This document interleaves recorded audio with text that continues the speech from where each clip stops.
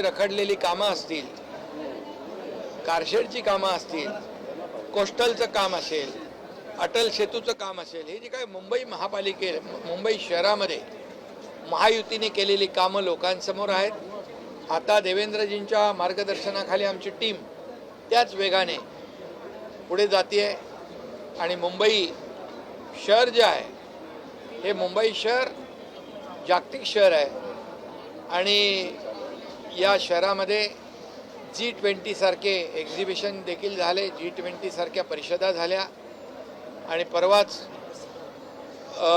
ब्रिटनचे UKचे प्रधानमंत्री देखील मुंबईला येऊन आदरणीय प्रधानमंत्री नरेंद्र मोदीजींच्या बरोबर काही करारनामे देखील केले आणि त्याला पहिल्यांदा मुंबईला प्राधान्य दिलं आणि म्हणून मुंबईचं जे वैभव आहे, मुंबईचं जे महत्त्व आहे हे किती मोठं आहे हे यावरून स्पष्ट होत आहे। त्यामुळे आम्ही केलेलं जे महायुतीने केलेलं काम 2.5-3 वर्षामध्ये, जसं त्याची आम्हाला पोचपावती विधानसभेच्या निवडणुकांमध्ये लँडस्लाईड विक्ट्रीने मिळाली, तशीच पोचपावती येणाऱ्या मुंबई महापालिकेच्या निवडणुकीमध्ये देखील महायुतीचाच भगवा फडकल्याशिवाय राहणार नाही, हा विश्वास मला आहे। हे मी कामाच्या जोरावर या ठिकाणी केलेल्या विकासाच्या जोरावर बोलतो।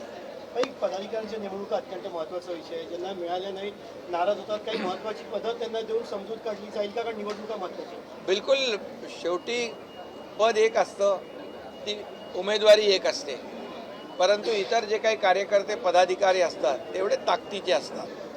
त्यामुळे निवडणुकांमध्ये तिकीट देत असताना किंबहुना संघटनेची पदं देत असताना काही लोकांना आपल्याला येणारी महामंडळं आहेत, कमिट्या आहेत, जिल्हा कमिट्या, राज्यस्तरीय कमिट्या, अनेक सरकार महायुतीचं आहे, त्यामुळे कार्यकर्त्यांना संधी नक्की मिळेल आणि या निवडणुकीमध्ये हा आमचा शिवसेना हा कार्यकर्त्यांचा पक्ष आहे। जो कार्यकर्ता चांगलं काम करतो तो पुढे जातो।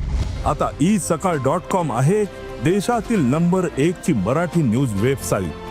प्रत्येक अपडेटसाठी isakal.com ला नक्की भेट द्या।